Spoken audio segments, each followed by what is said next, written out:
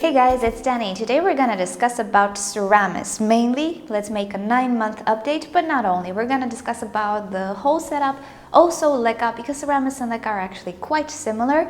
So I'm going to tell you the good stuff about the Seramis and everything, but also the bad stuff. And I think I'm going to focus more on the bad stuff because, well, that's most useful to you, not just how good something is and how pretty it is. So there are a lot of good stuff with Seramis, and in all honesty, if I didn't have Seramis, I don't think I would have been able to maintain my orchids the way I do. I would have spent so much time on watering, I wouldn't have been able to purchase more orchids, and certainly I would not have been able to do all the housework that I currently do. So from this perspective, Seramis is like the miracle that came on me and made everything easier. So overall, I'm super happy with Seramis. I cannot ask for anything more. So the best thing about the Seramis is how easy it is to water. I don't need to soak my orchids. I can just pour water. It doesn't actually retain all that much salt. I don't have salt built up, and also I don't have mold on it. It does stay wet and moist, but because my environment is very ventilated, even in the winter time, I really don't have issues with molds and stuff like that. I do have some issues with other stuff, which I'll get to, but overall, I'm really happy with how Seramis works, but I have to say it needs quite a lot of preparing. So that's what I'm gonna talk about now. And PS, I'm actually cleaning up the greenhouse and rearranging some stuff. Do you like my little display here? It's quite nice, huh? Alrighty, let's get to the Seramis. Okay, so the number one thing that I don't like about Seramis, and Leca for that matter, they're very similar, is how dusty they actually are. Now this is pretty normal. Seramis is not necessarily a soft material, but it is brittle. With movement during transport, and not only, you'll always get a fine dust. Now in the case of Leca, this fine dust is not in super huge quantities, but in the case of Seramis, oh, it is. And moreover, the big chunk Seramis, the one that I get from Orchid Top, has the most dust. The smaller Seramis, not so much, but still, it does have quite a lot of dust.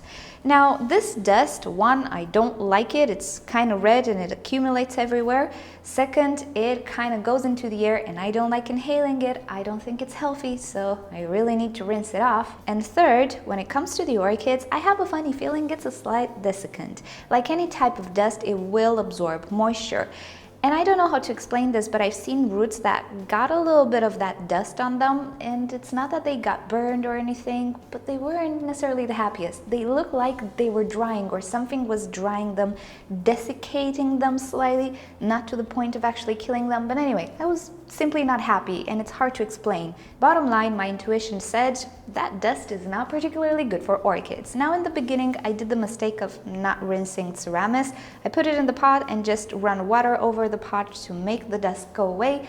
That didn't really help much because it's just so much dust and it gets trapped into the air pockets and everything that you simply cannot rinse it properly once you put it in the pot. You really need to agitate it and move it around the water to get all the dust off. So I had a few orchids that I didn't rinse properly, and in the trays I had quite a lot of accumulations of this dust. P.S. What you see here is a mixture of salts and also a little bit of mold. We'll get to the mold stuff later on. It doesn't necessarily affect my orchids. It's on the outside. Some roots grow in it. Everything is okay. It's kind of winter and I cannot really avoid it. No matter how much I rinse it, it always comes back. It doesn't form in summertime, but that's a whole different story.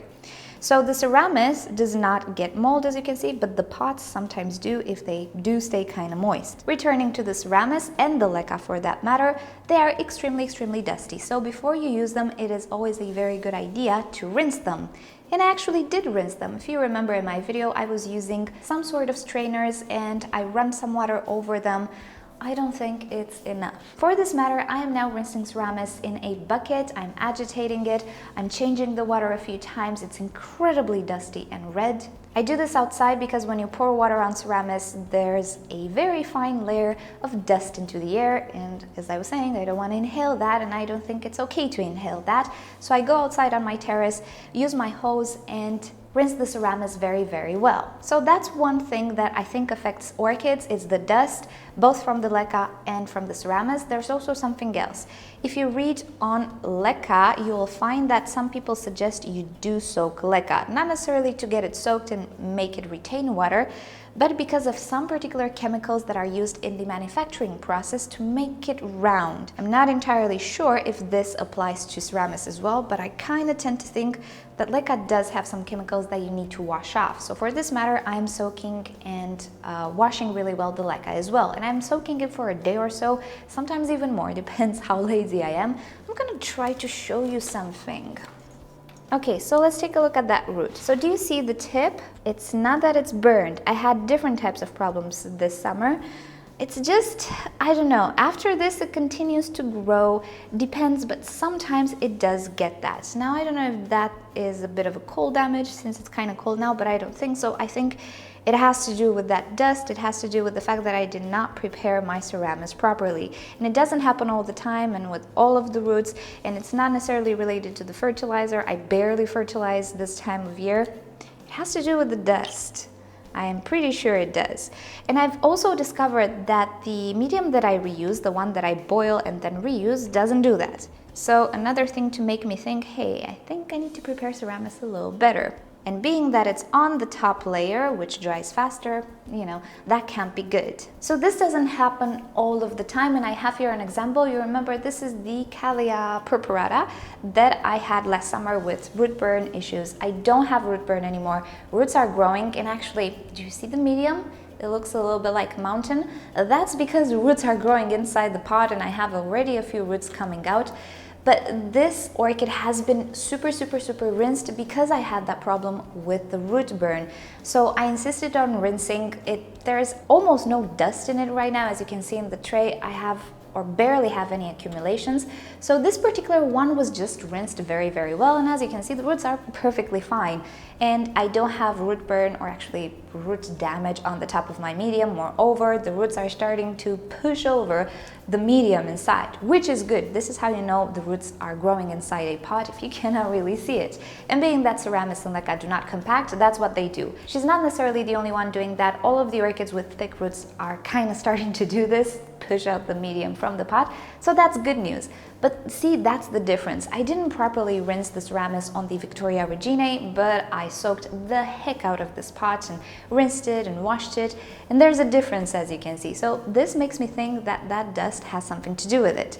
Now, moreover, not only I think the dust is slight desiccant, I also think it is high in salts. I might be wrong on this one, but I want to show you something. I filmed this prior.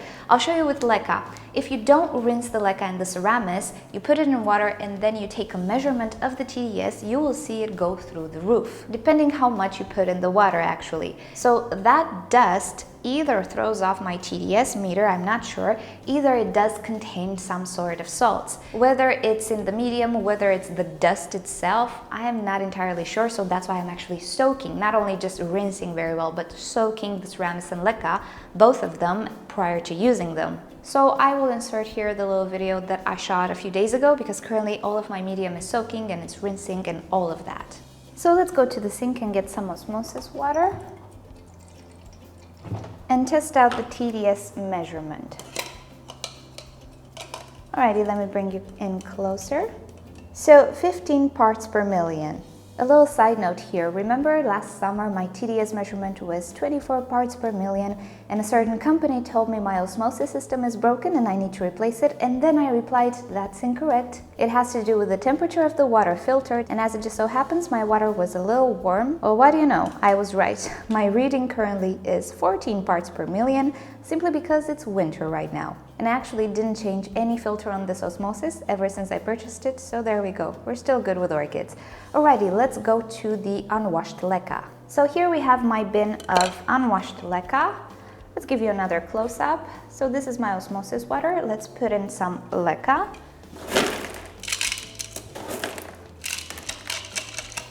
The TDS measurement increased. Now, I don't know if this is because of the dust and it's just throwing off my TDS measuring, my TDS meter here, and it's actually increasing, or this clay medium contains some salts from the manufacturing process, or I don't know. Seramis does the exact same thing, even a little more than Leca. The TDS measuring is quite high if I don't rinse the Leca. Now I rinsed this very well yesterday and I let it soak overnight. Mind you, this is soaking in tap water, so the reading on my TDS will not be low. But let's see. that is pretty much the reading of my tap water. So as you can see, it's not leaching out salts anymore. Also, the water is kind of clear. It's not foggy and dusty anymore, so that's good. So to wrap it up, this is one of the most major things that I don't like about the Seramis. It takes a lot of time to prepare it, but I think it is important to prepare it that way, at least from what I see on my orchids, and not all of my orchids, but I do see a trend. Yeah, they do have these side effects that I don't particularly enjoy. For this reason, I just started to rinse and soak everything. It's a lot of work, yes, but considering the benefits, I think it's worth it. Nevertheless, I would have preferred not to do this. Alrighty, so this is the first thing I don't like. Second thing I don't like about the Seramis is algae. So being that Seramis stays quite moist in comparison to Leca on the top of the pot even, it is very prone to algae. Now I kind of suspected this would happen. What I didn't expect was for me to hate this algae so much. And this is not even the worst case. I'll show you the worst case. Now I tried the hydrogen peroxide and it does work, but algae still reappear. And what's funny is that I don't have these algae deposits happening everywhere. If the roots had some algae on them, the algae spreads on the Seramis, yes, but if they don't, it doesn't really spread. Also, it has to do with how moist the medium stays. But this also has to do with the requirements of the orchid. So basically, the orchids that need to stay a little bit more moist and who happen to have some algae on the root will spread the algae on top of the medium. Now at first I thought, well, that's kind of cute. I don't mind a green carpet on the top of my Seramis. But this is not green. And the worst thing is the algae molds. It's not the Seramis that molds, the algae molds. So I'll show you now the worst case that I have that I dislike, and I'm actually gonna do something about it. Okay, so here it is. This is one Paphiopedilum that, as you know, doesn't really enjoy to stay very bone dry most of the time, so I keep it rather moist. I also use the small Seramis here. The orchid is perfectly fine, but do you see what's happening on the top? Not only are the algae very disgusting, when they start to die off, they start to smell. At first I thought I had rotting roots, but then I checked an orchid, there were no rotting roots. It was the algae. When it starts to die off, or I don't know, it starts to stink. It starts to smell very bad, and I dislike that. Also, it starts to mold on top of it, probably as it dies. It's not the Seramis that molds, see? It's the actual algae, and I hate that. Also, when I water, the water just comes right off because the algae is blocking the pores of the Seramis. So the water doesn't really go all that well into the medium, and that's a problem for me. Also, a few days after I water, the algae, I don't know, they seem to stay moist, and I really dislike that. And I'm not sure how good it is for the roots and for the orchid themselves, but right now I'm kind of dealing with an infestation of algae. So I have two options. Either I use an algicide, and I continue to use it with all of my orchids, either I try to avoid algae. How should I avoid algae? Well, simple, and I'll show you. So this is a good example to show you. On the top of this pot, I have both Seramis, but Leca. Do you notice any difference? I do. There is no algae on the Leca, like there is on the Seramis. And I think it's pretty normal. Seramis is a lot more porous all over. The Leca is not that porous, and it doesn't stay all that moist. Algae don't really like Leca. They would much rather have the Seramis as a host. Now, I'm not saying the Leca has no algae on the top. All I'm saying is that it makes the algae's life a lot worse. Now, except algicides and stuff like that, you can combat algae in another way. Just don't provide light. Algae cannot develop and live without light. And since I have my algae on the top of the pot, what I need to do is maintain Seramis in shade. So I will remove a layer of Seramis from the top of my pots, especially the affected ones, and I'm gonna put Leca as a top layer. I don't need to make a thick layer. All I wanna do is cover the Seramis so there is no light coming through for the algae to flourish. So let's take that Paphiopedilum and work a little bit on it so you see what I mean. Okay, so what I wanna do is remove the first layer of Seramis. It's not enough to put Leca on top, because what that will do is just kill the algae, make a lot of bioload in my pot, and really start to smell bad. So I have a little scoop, and what I want to do is just scrape away the first layer of Seramis. Let's get rid of the tray. Well, on the back I don't have as much, but I do want to place some Leca just in case. Here's another root. And here I have some Leca beads that I just washed. I'm just gonna put them on top of the medium, and in the end, all I want to do is make sure that I have everything covered, so I just block the light for the algae. So there we go. I think that's pretty good, and we'll see if this actually helps. I do still have a bit of Seramis poking through, but that's okay. All I want to do is make sure that that mat of algae doesn't accumulate anymore.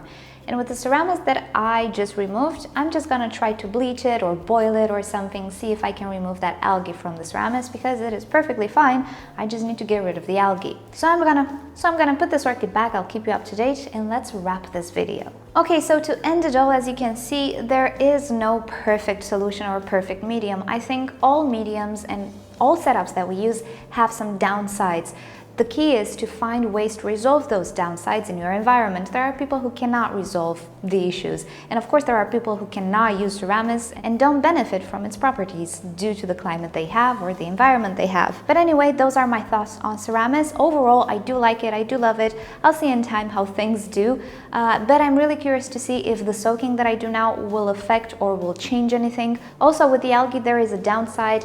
I cannot really see when the medium dries up, but already I can tell that by the looks of the pot. Another downside is that the Leca does not retain water and it will maintain the top of the medium drier, which is okay because I do have that Seramis very close to the top layer and it will still emanate humidity, so the roots will go down. Everything should be okay. If I have some issues or I find that orchids struggle, I'm just gonna spray the top a little bit and that should be okay until the roots go inside the medium, and that's something I can do. I certainly prefer to do that rather than having that mat of algae on top.